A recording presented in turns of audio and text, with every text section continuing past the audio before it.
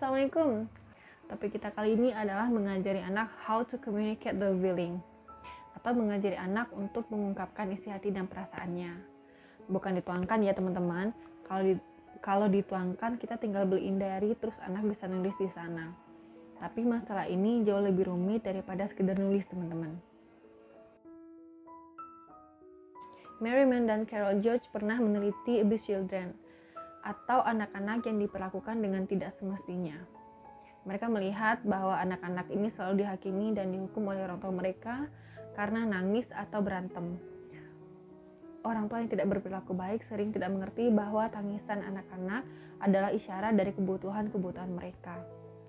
Tapi dengan anak yang menangis, orang tua malah menghakimi anaknya sebagai pembangkang, bandel, nakal karena menangis. Lebih lanjut, anak yang mendapat perlakuan seperti ini saat bertemu dengan anak lain yang sedang menghadapi kesulitan atau menangis juga, mereka cenderung akan berlaku sama seperti mereka diperlakukan oleh orang tuanya. Mereka juga akan marah, bahkan bisa menyerang anak itu. Kenapa ini bisa terjadi? Karena anak-anak seperti ini mendapatkan pengajaran bahwa anak yang menangis itu harus dihakimi dan dihukum. Daripada menunggu sampai anak ini menangis baru menyadari bahwa mereka membutuhkan sesuatu, kita harus bisa mengajari anak bagaimana mengomunikasikan perasaannya kepada kita. Tentu saja dengan tujuan akhir, si anak ini dapat berkomunikasi dengan orang lain selain keluarganya tentang apa yang dia rasakan. Kita mulai dari berhenti mengatakan hal berikut ini pada anak. Kalau dibilangin diem aja, nurut aja sama mama. Gak usah ngeyel ya, mama tahu yang terbaik buat masa depan kamu. Jangan bikin malu orang tua, diem aja. Dan kalimat sejenisnya. Setelah stop untuk mengatakan kalimat tadi, ajarkan anak untuk mengenal bermacam perasaan dengan memberikan nama pada setiap perasaan anak. Berdasarkan hasil penelitian yang diterbitkan oleh Current Biology, para ilmuwan menyatakan ada 4 macam emosi dasar pada manusia. Kesimpulan ini diperoleh setelah mempelajari otot wajah yang terlibat dalam sinyal emosi yang berbeda, yaitu sedih, bahagia, takut atau terkejut, marah atau jijik.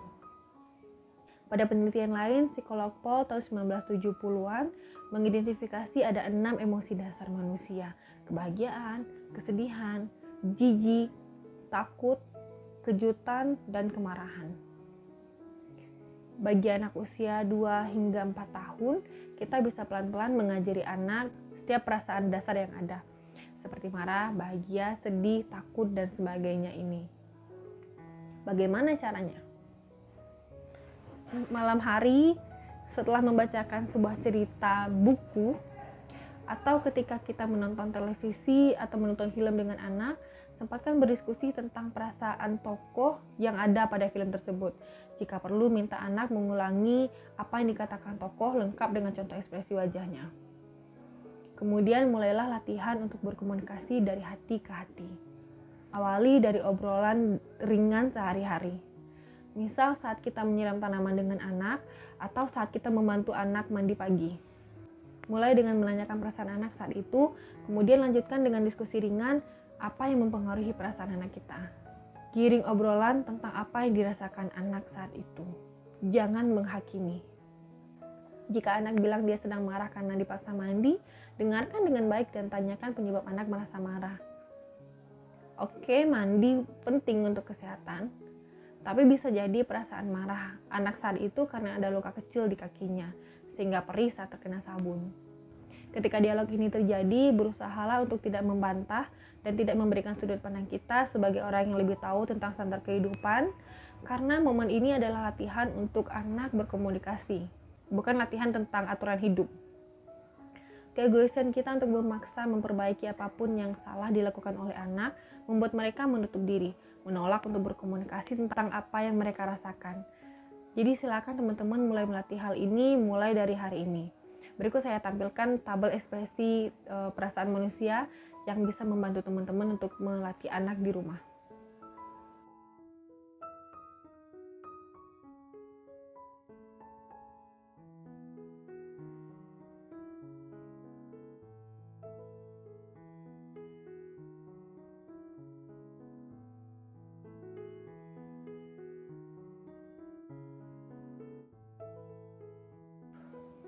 Sebagai tambahan kisah, Dalam minggu ini, seorang ayah muda membawa anak laki-lakinya berusia sekitar 3 atau 4 tahun datang berobat pada ibu saya.